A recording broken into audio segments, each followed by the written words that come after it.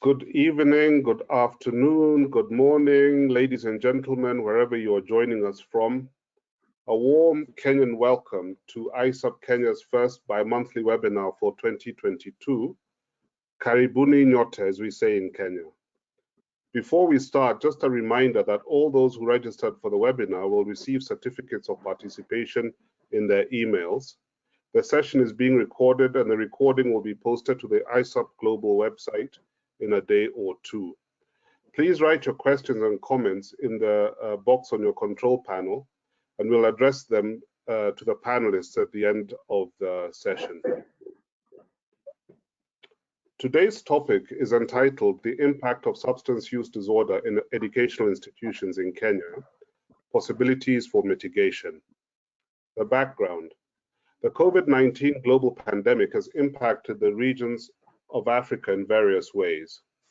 On the 15th of March in 2020, the government of Kenya abruptly closed all schools and colleges nationwide in response to the pandemic, disrupting nearly 17 million learners countrywide. Within this period, the students were exposed to a lack of boundaries and freedom with no control, and an increase in various social ills like violence at home, exposure to alcohol and substance abuse, gender-based violence, and early sexual exposure and teenage pregnancies. With a new normal, the students have had to adapt to changes in the educational system, necessitated by an attempt to make up for the time lost due to the shutdown of schools. This has resulted in negative reactions to these events, such as student unrest, increased rates of indiscipline, and a marked increase in alcohol and substance use. Having to deal with a 21st century adolescent and emerging adult has really put parenting skills to the test. The youth themselves feel misunderstood and turn to substances to cope, to belong, to find identity as a way of fun in a new culture, and to fulfill the need for independence in order to feel important and seek attention. With this background, then, we're pleased to have our very own ISSUP Kenya Executive Committee members, Drs. Susan Getao, Beatrice Kathungu, and Yvonne Orlando, to discuss these matters with a focus on evidence-based prevention and other mitigations. Dr. Susan Getao is a counseling psychologist and an international certified addiction professional, ICAP Level 3. She's a global master trainer, UTC Colombo Plan, and a master trainer for the Africa region. She's also a certified clinical supervisor for addiction counselors. She runs her own drug demand reduction consultancy called Elewa Ulevi, which means understand the addict or the alcoholic. She has consulted widely with national and international bodies on drug demand reduction and policy formulation, and appears frequently on national media as a resource person for the same. Dr. Getao is the Deputy President of ISSUP Kenya. Karibu, Dr. Getao. Alongside her is Dr. Beatrice Kathungu, who is a senior lecturer in the Department of Psychology at the Kenyatta University here in Nairobi. She's a practicing psychologist and a certified clinical supervisor for addiction counselors. She is widely published, has won research grants, presented in numerous conferences, as well as authored several papers in the field of addiction science. She's a member of the ISSUP Kenya Executive Committee, a global master trainer UTC Colombo Plan, and is an international certified addiction professional ICAP Level 2. She's a current coordinator of the International Consortium of Universities on Drug Demand Reduction, ICU-DDR Africa region, and is providing leadership and mentorship in development of university-based drug demand reduction programs as a contribution towards professionalizing the drug demand reduction field. Dr. Yvonne Orlando has 15 years experience in the substance use prevention and management sector. She is a clinical psychologist and an international certified addiction professional ICAP Level 3. She's a tobacco cessationist specialist, global drug demand reduction trainer with UNODC, and a global master trainer UTC Colombo Plan. She is also a World Heart Federation Emerging Leaders Fellow. Formerly an ISSUP Kenya Executive Committee member, she is currently the Director of Public Education and Advocacy, Counseling and Rehabilitation and Regional Coordination at the National Authority for the Campaign Against Alcohol and Drug Abuse, NACADA Kenya. NACADA is a government body tasked, with the issues of SUD, policy formulation, and so forth. So welcome, ladies, and I hand over to you, and I'll see you at the end. Thank you. Thank you very much, Albert. Good evening, good afternoon, and good morning to all our participants and those of us that have joined us. We are excited to share with you this platform. I am informed that we are having a whole range of participation today, from practitioners in the field to researchers to experts in this field, as well as parents that are interested and educators in hearing what we have to share from our experiences on the impact of substance use disorders in educational institutions in Kenya. I am very pleased to work with my two colleagues, Susan and Yvonne. Allow me not to use your titles, and I respect them a lot because I might just forget to mention them.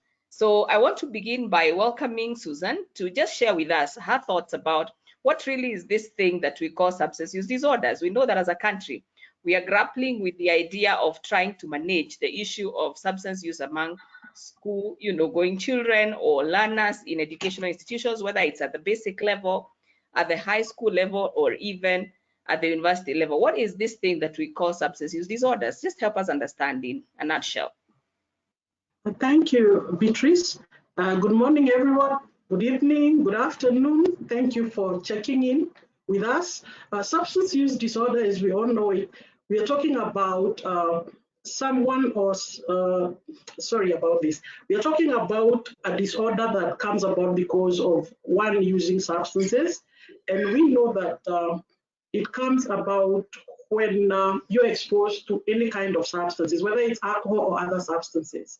And this person who is using uses it despite obvious consequences that we are able to see, which are hurting this person as an individual, hurting what he does, the workplace, or even the community they are living in. So we find that with substance use disorder, the issue of bringing it out like one has other conditions like mental health issues, which can be comorbid, which are happening together with the substance use. So working with the youth mostly, and mostly the adolescent, you realize that being exposed to substances at a younger age, when their brains are not fully developed, it's almost a predictive factor that they will develop and have substance use disorder in future. Therefore, when we talk of substance use, right now, the teenagers I'm working with or the adolescents I'm working with, most of them are using substances. They are yet to develop the disorder, but we are cognizant that at this rate, when they're this young and their brains are still developing, their chances of developing the substance use disorder is quite heightened because of the exposure that they have been exposed to. Thank you, Susan. And you have mentioned very important things. You have said that many young people could be using substances, but not necessarily having a substance use disorder. Maybe you could shed some light on this difference between being a user, supposing, and I know this is common in our country, where we find that a substance like alcohol is not only legal, but it is socially accepted and almost glorified, actually. And so many people will tell you, I use a bottle of alcohol, I take some wine. So am I having a substance use disorder? Would you like to help us understand this? We know there are people who are active users. They use actively the substances. And when we're looking at the current parents, the younger parents, to them, they have normalized drinking as far as my country is concerned, whereby even if a school or the educators have an issue with a child using, I've had a place and point where a parent was saying, oh, they're using alcohol. And the parent would be like, just alcohol, that means they're not using drugs. Then I'm okay with that. Simply because the parent does not believe that using alcohol is a problem, even though the child or the student is underage. So currently in our country, we have normalized drinking so much. And remember, it was worsened by the COVID-19 epidemic, where we were locked down, and a lot of people didn't know how to deal with the anxieties, the depression, the not knowing what was coming. And so most people ran to cope by using substances. So we are learning that those ones who are using substances, most of them don't think it will become a problem. They don't even imagine that it will be a big issue. I think at least I'm living here now and I'm okay. So later on is when they start seeing the consequences as they develop through the addiction process. But for the young people, we are normalizing drinking. Most of the music you're listening to here is glorifying using marijuana, alcohol, sex, and this is what they are listening to every day. And therefore, when you meet them one-on-one in our center, you realize when you bring out that, they are a bit confused because they're saying, but we thought this is normal. What's a big deal? I only drank wine. I only drank one beer. What's a big deal? So we realize that it needs to be looked at more broadly, where the opinion leaders are involved, the educators seriously are involved, the parents are involved. We talk of our CBOs, we talk of the religion, the churches. So we are feeling it's something that every person should be involved in, so that the young people, the younger generation, is not going to get lost in this vice. Thank you, Susan. Listening to you, it seems that a lot of people in our Kenyan population do not understand the nature of addiction as a disease. They probably do not understand the progression of addiction, you know, from the whole idea of experimental use to being just an occasional user, a social user, a regular user, all the way to problem use, and finally to having a substance use disorder. In your view, what is it that we can do to provide this kind of capacity to our critical stakeholders that you have mentioned already, so that then they understand the progression of substance use into addiction or into what we are calling, you know, substance use disorder? Any thoughts about that? My thoughts come in quite quickly because I'm looking at these children who have parents. It's unfortunate that some parents are already having an alcohol or a drug problem themselves, and therefore they are not equipped or they are not really bothered about what their children are doing. So we need to come up with practices whereby we start educating children very early, age appropriate, depending on where they are, whether they are in primary school or high school or junior high, now that we are changing our system, or even in our universities. And mostly we need to use what we are calling evidence-based practices, whereby now when we bring in the prevention programs, there are those programs that we are sure have worked somewhere else, and so introduce them into our system. It should be very comprehensive, because if we focus on only the drug use, as I've experienced in my workplace, you realize this client who is using substances, even at 14 or 15, when you interact with them, you realize they have underlying issues, mostly coming from the family, either rejection, either exposed to kind of trauma, separation of the parents, poverty, lack of money, not being able to catch up with school, and therefore they feel they are stigmatized. Either they also have depression or anxiety, or even other conditions that they could be having that nobody is aware of. So for us, when they come in, we don't really focus on the drug. We focus on why are you using it, and therefore they're able to express themselves. And remember, they're also teenagers. So they're also going through a phase of life where they are not even sure of who they are. So you find that most of the time they come in like they are confused, they don't know what is going on. Somebody told them this will work for them. So it should be a very comprehensive way of dealing with them holistically. Don't look at the drug, ask why are they using the drugs. And then the issue with the young people of bringing it, it's not punitive. We know our schools, how they run, and we are trying to really tell them, if a child is using substances, if you just add on punishment, you are making an already bad situation worse, because this child already has issues. Therefore, if you're not able to help them deal with the issues, but you become very punitive, then it acts very negatively towards this student or this child that we are talking about. We also bring in the issue of confidentiality when interacting with these children, so that they're able to open up and they're able to tell you what is going on with them.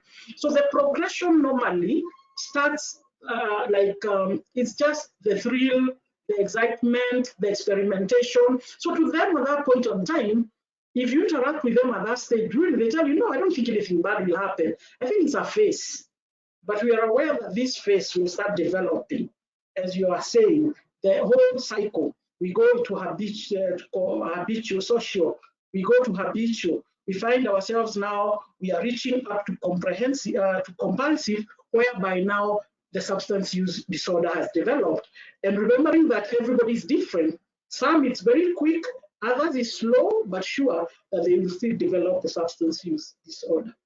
Thank you very much, Susan. I think you have shed some light on the need to build capacity of not just parents, probably teachers, and the various stakeholders in the education system. Now, I'm just thinking about the problem of substance use in our schools, in our educational institutions in this country. How serious do you think that problem is for us as a country? From where I sit, and I've been sitting here for quite some time, if I look back 20 years ago, when I was working at the Mathare National Teaching Referral Hospital, by then it was Mathare Hospital, that's where my interest really kicked in on issues of substance use. And I remember we opened the rehab then.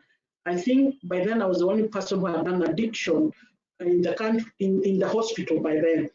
The patterns that were there then and the patterns that we have now, looking at the 20-year, they are totally different.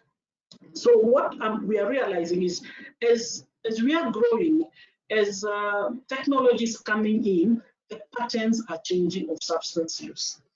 So what comes into my mind right now is we do have a problem. And I could say that because I've been one of the few people who have been running an outpatient program in my county, which is Kiambu County, and in another county called Chuka County, whereby I'm able to interact with these students. So I feel the problem is there. There's a problem simply because of how things are.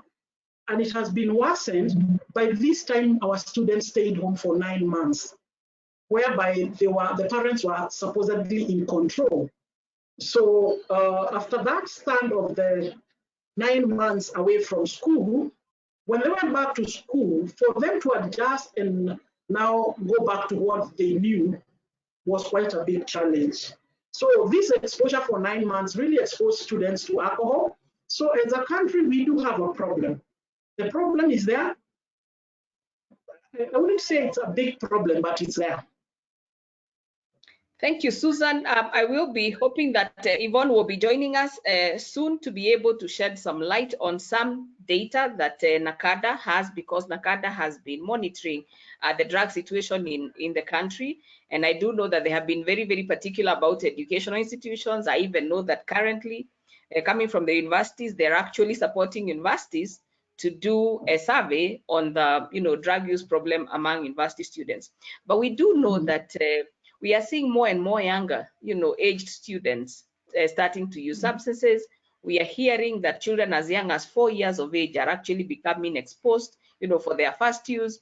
We are hearing more and more use of substances like cannabis, which are not legal, penetrating the educational systems, particularly at the university level. And so we are saying that as a country, we have to address this problem, and we have to think of it from a multi-sectoral perspective, just listening to the thoughts of Susan. Now, Susan, just a question and a thought. Who do you think is to blame for this problem? Because I've really avoided the word blame in my life. Maybe I've been in this situation for too long. I've been in addiction field for about 20-something years.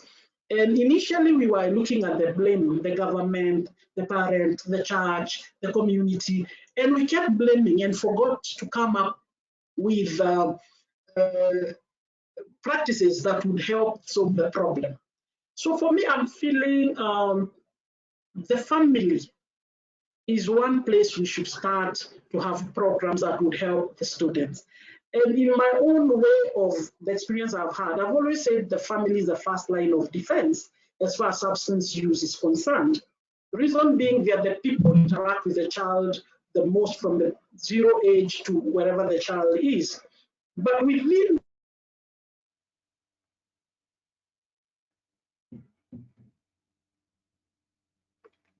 Sorry, it looks like we lost Susan. Albert, can you hear Susan? Olivia, can you hear Susan? No, I'm afraid we've lost her connection. Okay. So as we wait for Susan to get back her connection, just to share some thoughts about the whole idea of, who's to blame. This is a conversation that we have in our country where, many times, and I think it's in society, when something goes wrong, the first reaction is often to point fingers, who's to blame, who's not done what. And I think that's one of the challenges we face as a country in terms of understanding how to address the problem of substance use in our educational institutions. And like we all know, an educational institution has many players. It has a student, it has a teacher, it has the parent, it has the administration, it has the management of the school, it also has the local community, it has the government. And all these players must work together to think about how to address the problem of substance use.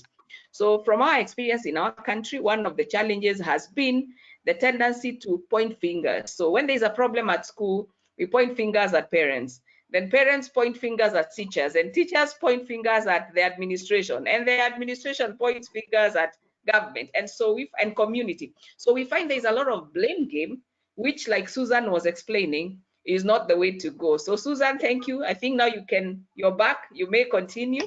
Tell us your thought about the blame game. Yes. And welcome, Yvonne. Hi, Yvonne. So I was talking about, sorry about that. I was talking about the family, for me being the first line of defense, how I see it. And then I was talking the community should be the second line. So they should not be blaming, they should be just working together with the family. I won't leave out the religion, whether it's the Muslim or the church, because most of us are exposed to going to Sunday school at a very early age. And then the school comes in, the learning institution, whether it's that small school, what we call the baby class. They should have ways of bringing these issues out very early and along the way, until whereby then, by the time you're coming to the addiction professional, it means these other systems, somehow they have failed. So by the time you're reaching to Yvonne or to you, Beatrice, or to me, it seems like we need now to bring out the what we do, what we call evidence-based practices, and therefore help this person who already is having an issue, and that's why they are coming to where we are. So as you were saying, the blame game has been there forever, and it has really not sorted any problems for us as a country. Thank you. Thank you. Thank you, Susan, for making us aware that we are not going to get anywhere if we blame each other. We have got to agree that it is our common problem and ask ourselves, what can each of us do to keep this boat floating and to be able to tackle the problem from our different perspectives. I'm glad to see Yvonne. And Yvonne, you work with NACADA. NACADA is the national authority, that campaigns against alcohol and drug abuse in this country. I know that as NACADA, you have done a lot in terms of trying to monitor the situation, collect data to give us ideas. How serious is the problem of substance use in our education system in Kenya? Thank you, Beatrice. Hello, Susan, and hello to everyone who's listening in. I was following up on what Susan had mentioned. Yes, the situation is bad, but you cannot say it is that severe. If you look at the studies that have been done by NACADA, we have the studies by secondary schools, and we also have for primary schools. Now, the studies for secondary schools, when we're looking at ever use, since they were children all the way to high school, the prevalence and how it looked at, it was actually so high. If you look at the prevalence, for example, for alcohol, it was all the way to 23.4. And this is quite high for secondary school children. But when you looked at the current prevalence, we saw the current use is actually at 3.8, which was actually hope-giving. We're like, okay, so there's something we're actually doing on the ground. When you look on the other hand for primary schools, the challenging part was the prescription medication. For primary schools, we found the prescription medication to be so high at 10.4. This is very high, particularly for children who are not prescribed for, which brings the aspect of the home environment. For a child to access prescription medication, it means it is in the home, because where else would they be getting this?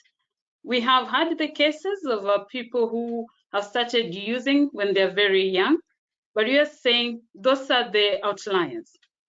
There is hope. The situation is there. Susan has been in the school, so she can actually vouch for this.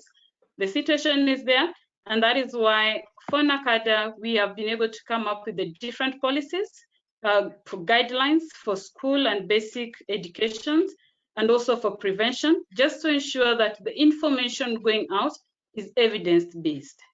Back to you, Beatrice. Thank you, Yvonne, for giving us insights from the National Authority, which is the focal point for matters drug demand reduction in this country. We appreciate your contribution, and we really do appreciate what NACADA is doing as a country towards giving direction to the stakeholders. Just reflecting on what you have said about the problem, what kind of impact do you think the use of substances among our students has had on the education system and achievement of our educational goals as a nation? On to you. Thank you. The impact has been huge. I mean, for Kenyans and even the people who watch in Al Jazeera and BBC, I think they could see we had cases of students burning down schools. I mean, that is money lost, both to the school, to the parents. We had some students died during those fires. We have students who have been prosecuted as a result, and you can imagine this futures at stake. There are children who've sought treatment because of the PTSD as a result of the school burning. There are those who felt, I can't go back there, they can burn the school anytime. And that means it will actually interfere with their performance. We brought in different stakeholders just to put our minds together to see what is the best way forward. Is it just the parents? Is it just the school? Is it the students? Because we've had cases of them complaining they're not ready for exams and all that. But is it just the exams, or is there something else? So the impact is huge. It doesn't just affect them now, it's actually affecting their future. Because if you have, like for Kenyans, for you to get a job, you need good conduct. If in high school, you're already being reported to the criminal people and all that, and you have a tainted record, it means you're actually interfering with your work hopes in future. Over to you. Thank you, Yvonne. And as you speak, then I begin to reflect on the last 2 years and the impact of COVID-19. How do you think COVID-19 has impacted on substance use in educational institutions? It has had serious impacts. Remember, they were home for quite some time. I think about 8-9 months, students were at home. And during that time, we had people turn their car boots into bars, and these were parents. We had people go to parks, park their car, have a picnic, and it was just alcohol.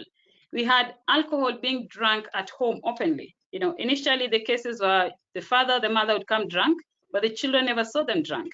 But now they're bringing it home. So the impact was severe. These parents are the ones who are supposed to be supervising the students as they were learning, because we had the ones who are learning online, we had the ones who had been given assignments, but the parents were not there. The students started using substances at home, because who would drink the glasses after the father or the mother has drunk the alcohol? It would be these children. So they started testing for them.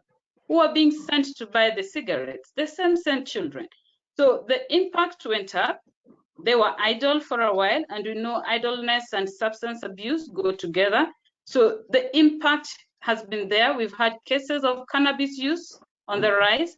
We've had issues of major depression, issues of anxiety disorders, and all of this because they were afraid of going back.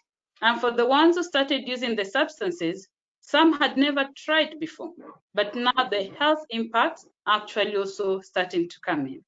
Back to you, Beatrice.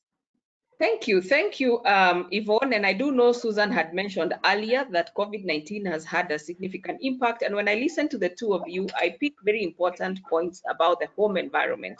Right there in the home lies people who should be controlling, people who should be monitoring. But we're saying that the home environment within COVID times changed into a toxic environment in a way where there was increased exposure, where there were poor models, and of course the children were not engaged, and so they were basically idle. And with those factors, then that was really, a lot of vulnerability to beginning to use substances or to even increase for those that had already begun. And I do know that one of the ways as a country we reacted to trying to address these problems of substance use and the impact on institutions was to think about introducing drug testing, in our educational institutions. And at one moment, there was an uproar in terms of whether we should test or whether we shouldn't test. What are your thoughts, Dr. Yvonne, around drug testing? Okay, thank you. Now, allow me to take us back to, we have national guidelines for basic institutions. These guidelines focus on ADA. The guidelines bring it very clear that drug testing is not an intervention. Drug testing is supposed to show you the level or the extent of the problem. Now, when you do it randomly, everyone to be tested, even if you've never used a substance, then you start wondering, should I have used so that there is a reason for this? Also, the aspect of testing everyone is actually glamorized, the usage. And this actually for us is negative. After the testing, then what? We are saying that testing should be part of an intervention. If you are seen to be using a substance, if you're suspected to be using a substance, then testing should be done, because after that, we believe an intervention will be given. In the case that we saw, schools were told everybody to be tested. And our question was, then what? The other challenge that we felt, once you've tested all the students, I'm just wondering how many actually took positive results to their schools? Because you're told, be tested at home, come with it anytime. Chances of me, if I was a student, telling my brother, be tested on my behalf, were high. And therefore, all results would be negative. Chances of the students using the substance until when you're sure you're going to go, you get tested, or you get tested, and then you continue using a substance, were also there. The challenge here is the schools felt that the substance use was what was bringing the problem. And our concern was, now they've all come back to school with the negative results. What happens when the chaos erupts? What will you blame?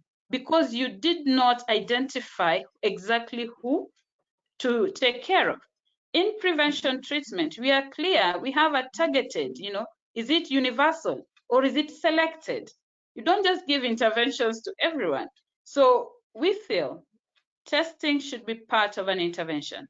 If you're suspected to use, get tested, let's verify the substance, then let's give you an intervention.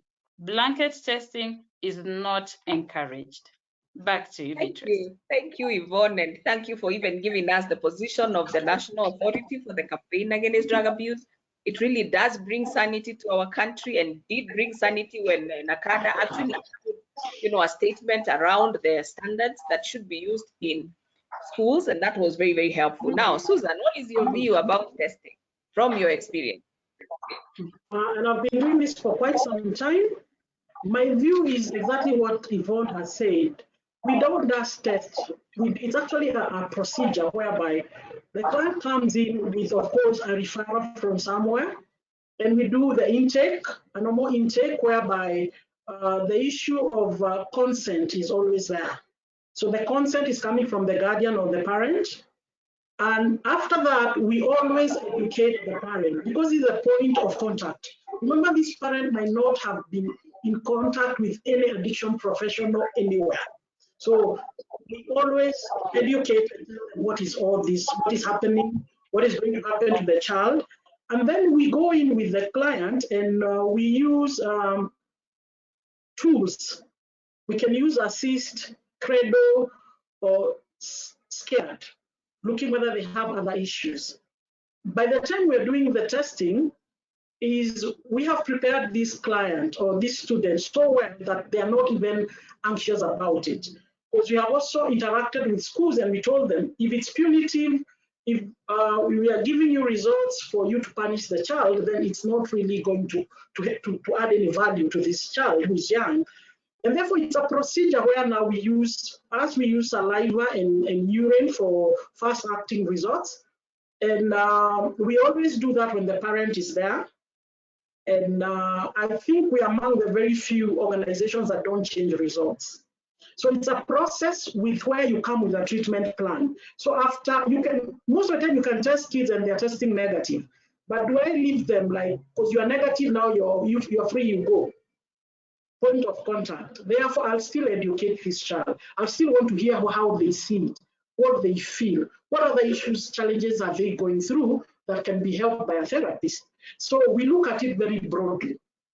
And when we say it's a comprehensive way of looking at it, the random or the blanket test where you're testing everybody, it's very, very confusing and very expensive.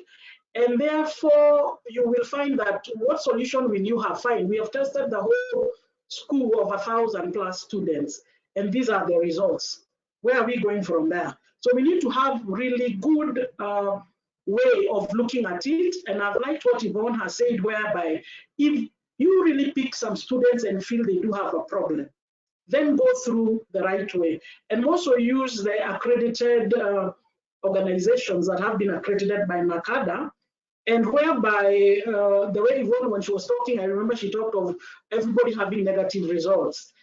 It's true, most people who are saying they are doing the testing, they test and they see it's positive. Then the parent says, please, my child will be sent away from home. You're also a parent like me. Please change for me the results. So that happens a lot. The issue of even giving you alternated urine, if you're really not in the addiction field, those kids will come with urine from home. They get water from the toilet. They borrow urine from somebody passing by. There are many tricks that they use just to get a negative result. Yes, physically, and as you interact with them, you can see that they're using substances. So for me, I feel it's important to test so that we know what drugs are being used. And there's something I want to say here now. When Yvonne has talked of the prescription drugs, on the street we call them tap-tap. Right now, most people who are using marijuana, it's actually being laced by an antidepressant.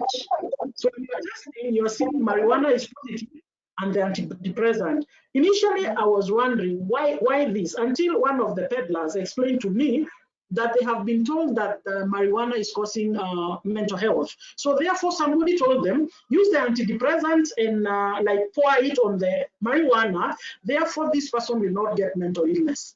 So this is something that is on the street, on this other side, but a lot of people don't know about it.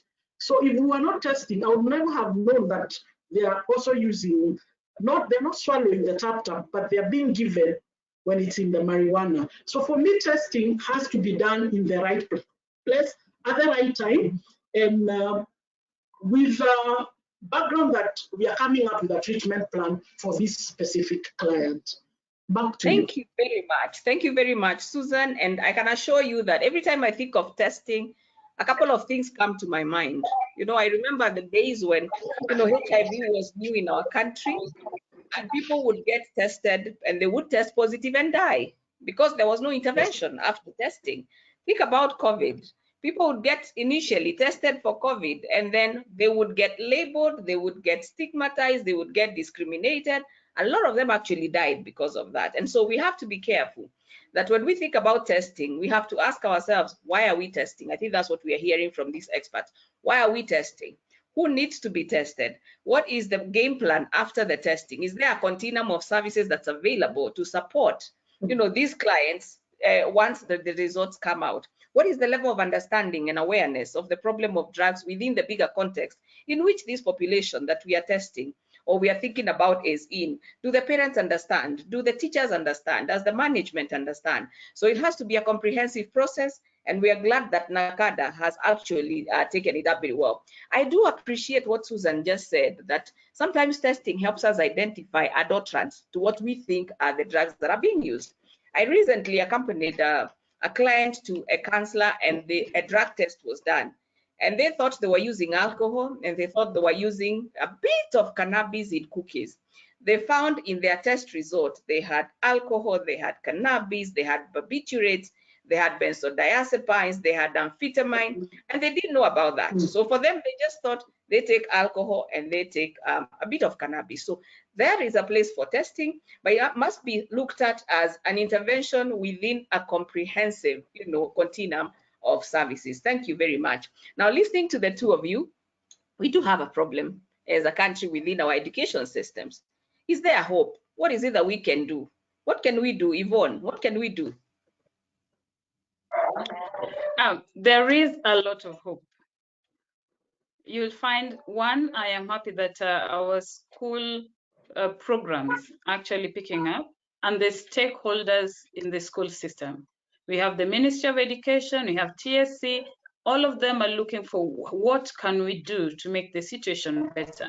And I'm glad that we're able to sit with them at the table and say, you know your students, we know addictions, where can we meet? So parents are also involved in this, and I'm happy because once you're able to reach out to the parents, then we know the children are safe. When we have empowered the teachers, because the plan now is, can we empower the guidance and counseling teachers within the schools to be able to support children at the school level in the issues of addictions? Can we empower parents at home so that they listen first? Most of the time, it's always a reaction. Even at the school, the teachers will react fast, no listening. But can we empower them to listen first, know what the issue is, and then intervene? We've had cases where somebody has psychosis, the child suddenly develops schizophrenia, they're hallucinating, and somebody else tells them smoke. So they've been smoking cannabis, then they feel better. They don't hear the loud voices. The voices are there in the background. But the teacher will not ask, what is going on? What led to this? It is, you're suspended. You go to rehab. You do this. But when we can listen, we can actually identify what are the underlying problems.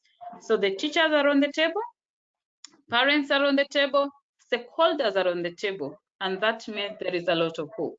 We're also hoping that the community will be on the table, because in their research, it showed that within the school environment is where the substances are being sold.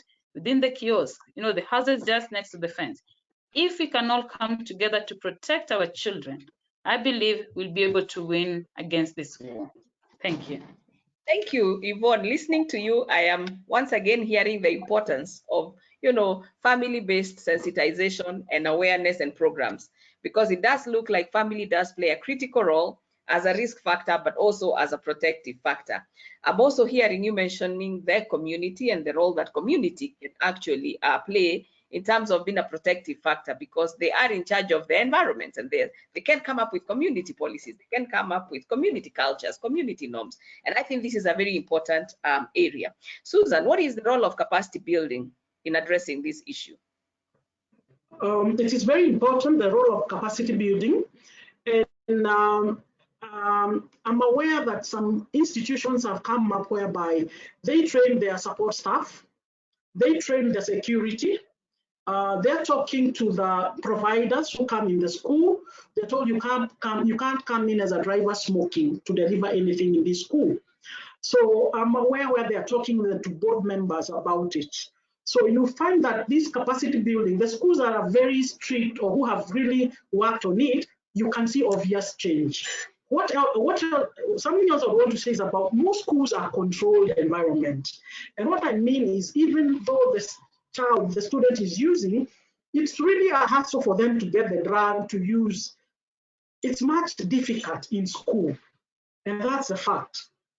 Because they come here, they tell you, in school, it's very complicated because all the time you're scared, you're worried, you don't concentrate in class, all that. So you find most schools, because they're controlled environments, there are students who tell you, I don't smoke in school, I don't use in school. But when I go home, then I can use.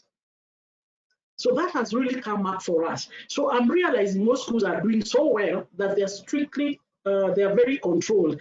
Also, long before this issue became a big issue, the drug and substance use, school had their rules and regulations. And there is what they had written: when you are found with alcohol, by then it was only alcohol and tobacco and probably a little marijuana then. But now things have changed. We are aware there are newer drugs that are with us. The ones we are calling the prescription drugs with very funny street names. We have the tobacco that they are eating nowadays. We are also having other newer psychoactive substances that they are being exposed to that was not there before. So if they look at their rules, there's what the rule says as far as substance use is concerned. Then here we come in with, this is the new policy as far as substance is concerned. So I feel that most schools actually do a good job, and they have been able even to let the parents know. Then our culture comes in. What I've learned doing this is most kids do not want their parent to know they are using, unlike maybe kids from other countries. But in our country, I've seen kids who did not want their parents to know. And the minute the parent knew they were using, maybe because of the culture or how they communicate, you find that when they bring the kid back again and again, the child tells you, no, I stopped using. Why? Because my father knew I was using. So long as he didn't know, I would continue using. But now that my father knows, and you know, they believe they can be cast, this will happen. There's a group that will actually stop using completely. So it's good to build capacity and look at everybody who is involved, because I feel like this is a problem where all of us are involved in one way or another. Thank you, Susan. And clearly, we do need to build capacity in terms of policy development, policy implementation. We do need to actually build capacity through training critical stakeholders. I think you have been mentioning parents, you have been mentioning teachers. How much of training are we doing? I do know that as a university, we actually have developed a program which we call the Postgraduate Diploma in Addiction Treatment Science, which targets the various stakeholders that are involved in working with persons that may be using substances or likely to use substances, so that we can be able to build their capacity to know how to provide a continuum of services ranging all the way from prevention to treatment to even supporting a recovery. Now, Yvonne, what is the place of research in all this? In just about a minute, what is the role of research so that we can then take questions? Research lays the foundation for the interventions. Remember, we've done several baseline surveys just to understand what is the problem, because once you've understood the problem, then you're able to give the intervention. You cannot give interventions haphazardly. Research is able to identify for us also the gaps and also the myths that people uphold. And when we come with our interventions, we're able to say, no, this one is evidence-based. No, that one is your culture. This is the issue. This is the intervention that we have, and give hope, because they actually, you can quote and say, yes, in the US, this has been done. In Australia, this has been done, and these are the efficacy levels. So research lays the foundation in terms of setting policies and also in terms of coming up with effective interventions. Thank you. Thank you, Yvonne. And I do know that NACADA is doing a lot of research, supporting research in educational institutions of higher learning to work on this area of drug abuse, and issues of drug demand reduction. And thank you also, because we also know that NACADA is conducting trainings, particularly in the area of drug demand reduction, as well as ISSUP Kenya. So thank you, my colleagues, for bringing great insights to this meeting. I now ask Albert to share with us the thoughts of our listeners through the chat. Albert, over to you. Thank you, ladies. That was a most informative discussion. It's a very wide topic, and I realize that perhaps each of those points is deserving of its own webinar. There's been quite a lot of participation, and so I was collating some of the questions. So I'll pose two to start with. One is asking, how can we change the acceptability of alcohol? I suppose she's referring to the cultural acceptance of alcohol in Africa. And then a second one here is a comment on the issue of testing as part of a wider intervention. It reads as an alternative view from what has been shared, that testing need not be part of an intervention. For instance, differential lab diagnosis will help in other ways, for instance, reducing the duration of treatment or other interventions. If I read the question correctly, I think he's trying to put across a counterpoint to the idea that intervention needs to be part of, the drug testing needs to be part of a wider intervention. If you can take those two first, please. Thank you very much, Albert. And I kind of feel inspired to say something about the first one, because this is something that's very close to my heart. I always say that I grew up in a family where alcohol was glorified for every male adult. And therefore, the only reason I'm not an alcoholic is probably because I'm female. Now, one of the things that I have been reflecting about what we can do is that, and I also have been having this conversation in my institution.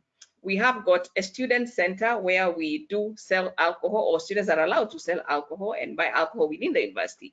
And I have been pushing really hard through the Alcohol and Drug Abuse Committee of the university to introduce an alternative student center that is alcohol free, so that then we have more opportunities of choices for our students. Now, if we go to African culture and its practices, when you have a wedding, sometimes we tend to share alcohol as a way of bonding. And I have been advocating in my own family that if you have alcohol for people to taste, to say that we have agreed in our negotiations, can you also have a non-alcoholic option for those that do not want to share in the alcoholic drink? If you have a party and alcohol is so important in your party, can you also have a whole set of non-alcoholic alternatives that people can use? And therefore, people do not have to feel compelled to pick alcohol as if it were a must to have it. So those are some of my thoughts about acceptability of alcohol. So over to you, Yvonne, a quick one about alcohol. You want to comment? I'm looking at the aspects of culture, and I think our parents still, and particularly our grandparents, need to come into this one, because traditionally in Africa, young people did not used to take alcohol. No, this is not culture. Culturally, men used to start drinking once they have shown, one, they are responsible. That means they have a family and they're working. Nowadays, they are starting to use when they are in high school, in primary. So it's not an issue of culture. This is not our culture. So if our parents brought it in and actually highlighted this, then I'm saying there would be a lot of change. The teachers need to continue, advocating for better health outcomes, and this will be able to change. Thank you. Thank you very much. I think the way I understood the second question, Albert, is that testing can help us differentiate in terms of the substances we are dealing with, which could then help in terms of planning treatment. Susan, would you like to reflect on that in half a minute? Half a minute. I think the person's comment are right on point, because sometimes you can think somebody's using marijuana only to realize that they have a cut problem. And therefore, the intervention and even how you come up with the treatment plan is totally different. I feel testing helps me to come up with a better treatment plan than when I've not tested. In our culture, we are aware that the young people never tell you what they are really using.